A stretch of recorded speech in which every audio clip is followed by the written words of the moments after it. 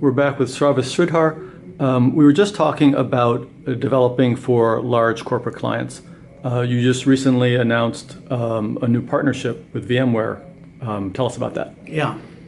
VMware is a number one in the virtual server infrastructure market. Most enterprises run VMware. All their virtualized infrastructure uses VMware. And they made an entry into the cloud ecosystem by launching their own cloud product.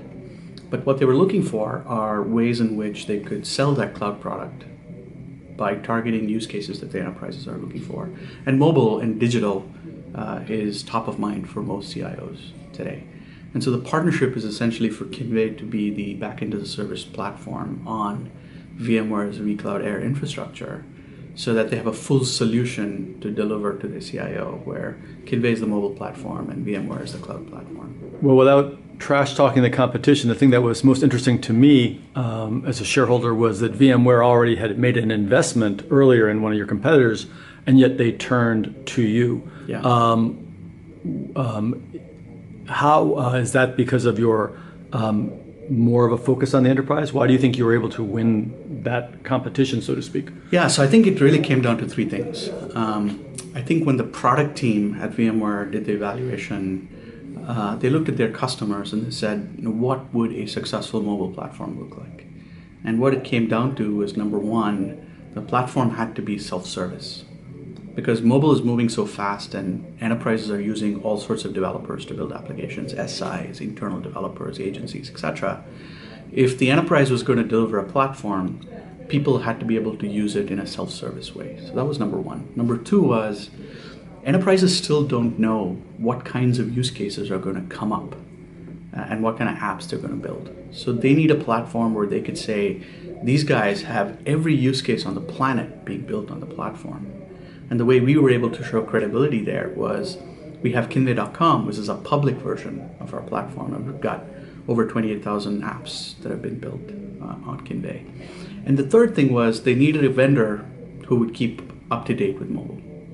And so they did the analysis and said, who launched which features when, and did those launches align with changes in operating systems and devices, etc. And so was an historic ability to react quickly and get something up. And a track record of doing it over time. Every vendor says we keep up with the pace, but can you prove it? So we actually publish on our website our entire product timeline, and we say when we launched each feature, so we could go back in history, and it's publicly available information, and they could see that we actually could prove it over time. Reminds me of Muhammad Ali, it ain't bragging if you can back it up. Exactly right. Or back end it up, as the case may be. and that's the track record, right? And finally, I think the meta point after all that was, which vendor has the track record of selling to enterprise IT? One of the things we've been very disciplined about is selling to the IT side of the house, not the line of business side of the house. So we typically don't have customers that are just doing one app on Kinvey. They're doing many apps on Kinvey. So I think when VMware looked at that combination of all those capabilities, they said for the long-term growth of their business, Kinvey was the right partner, and I think that's how that ended up happening. Well, this idea of partnerships with these large corporations has now obviously extended into, there's a lot of corporate venture capital arms. Yep.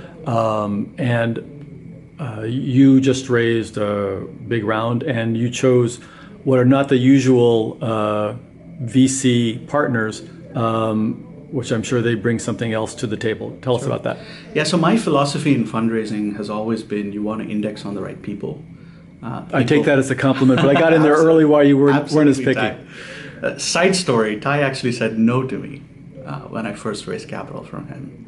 He said, no, I've invested in other mobile companies. I really don't think I'm going to invest in you guys. And he came around and ended up investing in us. And far too little. You know, as I look back on the legendary 2011 Techstars class, of which there are so many examples. We just had GrabCAD closing for $100 million.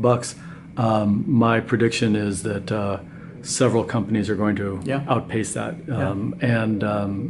It just was an extraordinary testament to that gathering of people. I'm going to take a little side, before we get there, one of your classmates was Ginger.io. Yeah. And Ginger was a offbeat type of app that was passive monitoring. Give us a little, just a detour before we get back to enterprise. What are the types of weird and wild things people are now doing for any mobile device? And you can include that for watches, forgetting the health monitoring stuff. Sure. What's unusual? Yeah, so we have a customer that is very similar to Ginger in some sense. It's a company called Sunsprite. They've built a small wearable that looks like a tie clip. You clip it onto your shirt, your bag, whatever. And it measures the amount of light exposure on a minute by minute, hourly, weekly, daily basis. And it syncs that data to your phone, and the Kinvey is the back end where all that data is stored. And they run these algorithms to map your mental wellness to your light exposure based on algorithms that have been developed in clinical psychology. And so we're the back end that collects all this data where all the algorithms run, and then they tell you, hey, go outside, spend some more time outdoors, you're not doing too well. Censored information from your phone tells us that you're out of the ordinary, so you should go out more. We've also got the Uber for Ecuador on Kinvey. So it's a company called Zigo Taxi that's based in Ecuador. It shouldn't be called Uberdor. Yeah, they called it Zigo Taxi. I'm guessing that's a popular phrase in Ecuador. That was really cool. We also have some very interesting marketing apps on Kinvey, like for example, the NBC Universal is launching a movie called The 50 Shades of Grey. And they came up with a really innovative application to promote the movie. It's essentially gamifying how fans of the movie could interact with the brand. And that app was hugely successful. And that's on our platform, went up to millions of users in a few days. We've got apps of all shapes and sizes on the platform. All right, well, we've had so many turns. I want to talk about backend as a service versus platform as a service. I want to talk about your beautiful subway map. Yes. That we'll link to later. Yeah. But let's go before I get lost. We're talking about corporate sponsors and the corporate wave. Is there more to talk to, or did we? I don't think we finished that question. Yeah, absolutely. Like I said, I index on people when I look at investors. And after we raised our Series A round of financing in 2011, I started thinking about what a future round of financing would look like, and started building relationships with investors that we could potentially work with. And during that process, I met the folks at NTT, and I met the folks at Verizon, and I met a few other companies and investors as well. And ultimately what it came down to was I was looking at who are the next set of investors that believed in our thesis. And the thesis for where Kinvey is going next is that enterprises are going through two platform shifts simultaneously. One is the platform shift from virtual infrastructure to cloud, and the other is a platform shift from desktop web to mobile. And these are tectonic. This is like it's North America and South America and Africa splitting apart. It is. It's similar to client server to web, or mainframe to client server, or mainframe to mini, right? If you go back in history and you look at when those platform shifts happen in the enterprise, seminal companies were built. IBM was built, Oracle, Salesforce, VMware. All these companies were built when those shifts happened. And I think we're in the midst of, or we're actually in the starting innings of that shift happening in the enterprise right now. A double shift. And a double shift. And so what I got excited about was that Kinvey was in the middle of both those shifts happening. Mobile is driving the adoption of cloud in the enterprise. It's one of the most important use cases for people to say our entire digital strategy we're going to run on cloud infrastructure. And we're looking for platforms like Kinvey to be that enabler. And NTT and Verizon completely bought into that thesis. And so we should first of all say NTT for the Japanese phone system. And clearly people, whether it's texting or whatever, Japan has been there first. Absolutely. So NTT has been on the forefront of many things mobile. They've also been on the forefront of many things networking. Mm-hmm. So for example, they were one of the first companies that did IPv6 between Japan and America.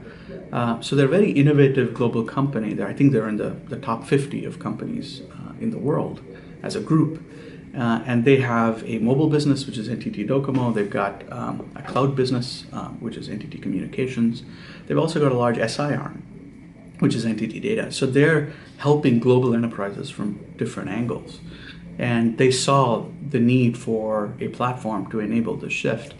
And they started helping us by engaging Kinvey with many of their operating companies, as did Verizon.